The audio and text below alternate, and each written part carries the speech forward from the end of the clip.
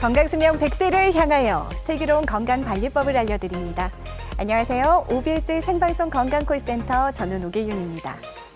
봄바람이 불면서 달리기, 마라톤을 즐기는 분들 부쩍 늘어나고 있는데요. 하지만 준비 없이 시작한 운동으로 인해 통증을 호소하는 분들도 많아지고 있다는 사실 알고 계십니까? 자, 우리의 무릎은 평소에도 체중의 3, 4배에 달하는 하중을 견디고 있는데요. 달릴 때는 이 하중이 무려 8배까지 증가합니다. 특히 하체 근력이 약한 분들, 또 체중이 많이 나가는 분들의 경우 무리한 운동으로 무릎 연골 손상, 그 속도가 부쩍 가속도가 빨라질 수 있다고 하는데요. 자, 무엇보다 건강을 위해 시작한 운동이 내 몸에 독이 돼선 안 되겠죠. 달리기 전에 내 몸 상태부터 꼼꼼하게 챙겨보시는 것 기억하시기 바랍니다. 자, 생방송 건강콜센터 오늘의 주제, 오랜만에 달렸더니 무릎 통증, 치료 방법은? 이란 주제로 무릎 관절염에 대한 다양한 알짜 정보들 소개해 드리겠습니다. 자, 방송 보시면서 저희와 함께 참여해 보시죠. 무료 전화통화 열려 있고요. 무릎 통증이나 퇴행성 관절염 등으로 고생하고 계신 분들, 여러분의 건강 고민 해결을 위해 저희가 도움 드리겠습니다. 시청자 참여 방법 화면으로 안내합니다. 네, 오늘 여러분의 관절 건강을 위해 도움 말씀 주실 전문의 모셨습니다. 정형외과 전문의 김상훈 원장님 나와주셨습니다. 원장님 안녕하십니까? 안녕하십니까? 시청자분들께 인사 한 말씀 해주시죠. 네, 안녕하십니까? 정형외과 전문의 김상훈입니다. 따뜻하고 건조한 날씨가 계속 지속되면서 산불이 사회적으로 큰 문제가 되고 있는데요. 이럴 때일수록 혼자 사시는 부모님 계시거나 부모님 관절이 안 좋아서 고생하시는 분들이 계시면 한 번쯤 부모님 안부 한번 확인해 보시는 거 좋지 않을까 하는 생각이 듭니다. 네. 자, 오늘 김상훈 원장님과 함께하면서 여러분들의 관절 건강에 대한 다양한 고민 해결 저희가 도움 드리겠습니다. 아래 나가는 번호로 지금 바로 연락 주시기 바랍니다. 자, 우선 무릎에 대해서 잘 알면 무릎 통증이 발생했을 때 혹은 관절염이 발생했을 때도 적절하게 잘 대처할 수 있지 않을까 싶은데요. 자, 우리 몸의 가장 중요한 역할을 하고 있는 무릎 관절. 맞습니다. 어떤 구조와 또 기능을 하는지 원장님 설명 부탁드립니다. 네, 우리 몸의 그 무릎 구조를 그림으로 보고 계신데요.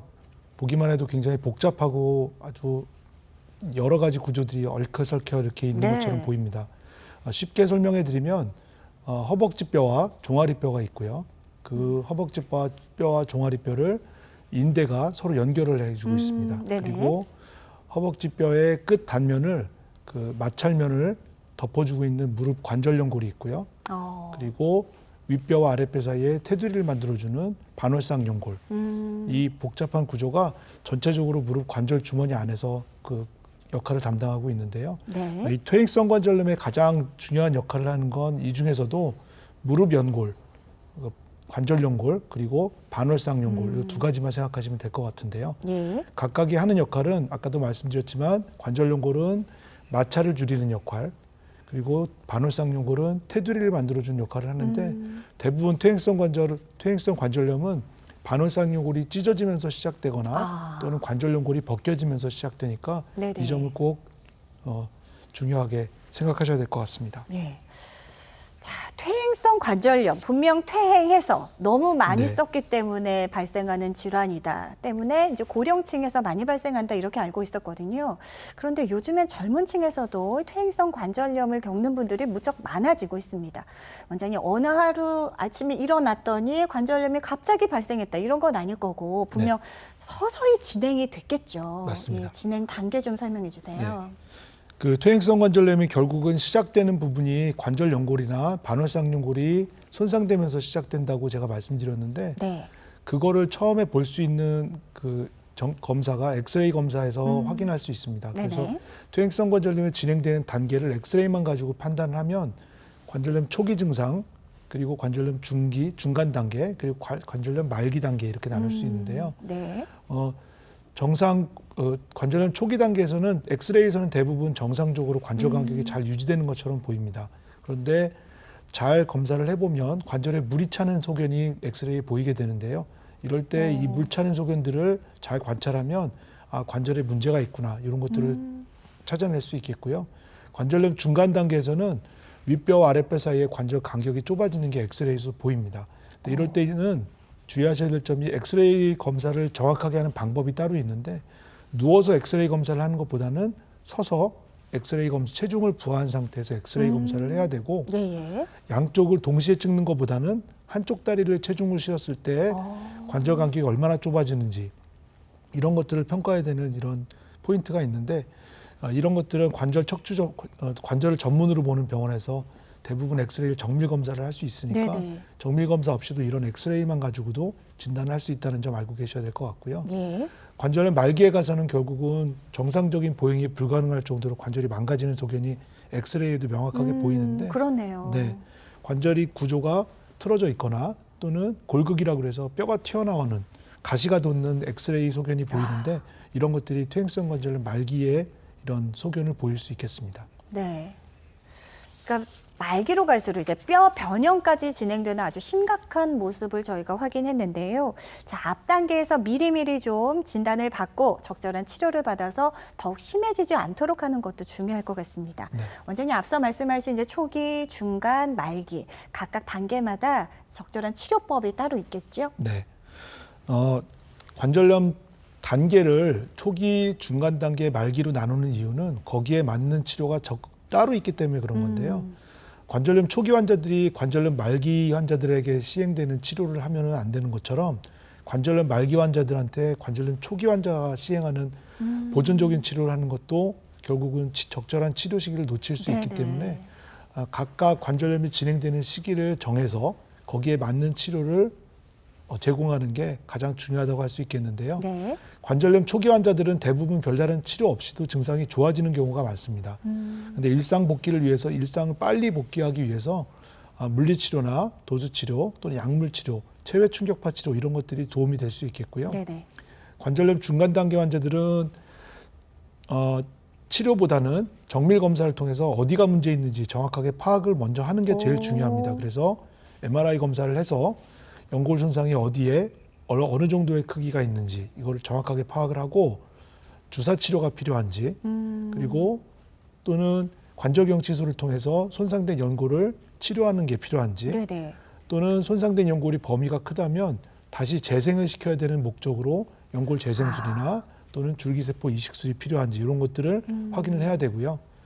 관절염 말기 환자들은 정상적인 보행이 불가능할 정도로 관절이 변형되는 경우가 많기 때문에 네네. 결국은 이럴 때는 경골근이부 절골술이나 인공관절 부분 치환술 또는 인공관절 전 치환술 같은 수술적인 치료를 고민을 할 수밖에 없습니다. 자, 수술적인 치료까지 가기 전에 이제 그 중간 단계에서 치료하는 것이 가장 중요하지 않을까 합니다.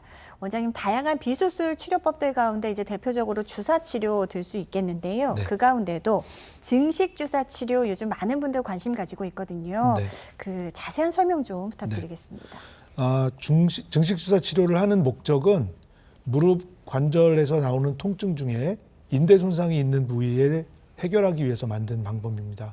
그래서 정밀 검사를 통해서 무릎의 측부인대나 또는 관절 주머니에 염증이 있는 환자들, 그래서 기능을 못하고 통증을 호소하는 환자들, 네. 이런 환자들을 정확하게 진단을 한 다음에 거기에 인위적으로 고농도의 포도당을 주사해서 염증을 일으키고 그 염증 반응을 따라서 오는 조직 재생 반응을 일으켜서 손상된 인대가 보다 두껍고 정상보다 두껍고 튼튼하게 재생될 수 있도록 해주는 치료 방법입니다. 네. 단순히 일시적으로 통증을 좀 완화하는 것에 그치는 것이 아니라 근본적인 이제 원인이 되는 것들을 해결해주는 네. 이것이 바로 증식 주사의 가장 큰 특징이 아닐까 싶은데요. 그 외에 또 어떤 장점들, 특징들이 있을까요? 네. 증식 주사 치료는 외래에서 간단히 시행할 수 있습니다. 입원하시거나 또는 뭐 큰 스케줄을 잡을 필요 없는 그런 간단한 시술이고요. 시간도 10분, 20분 정도로 금방 끝나는 치료입니다. 네네. 두 번째는 절개를 하지 않기 때문에 흉터가 남지 않습니다. 세 번째는 부작용이 대부분 거의 없기 때문에 비교적 안전한 치료라고 네. 생각하시면 되겠고요.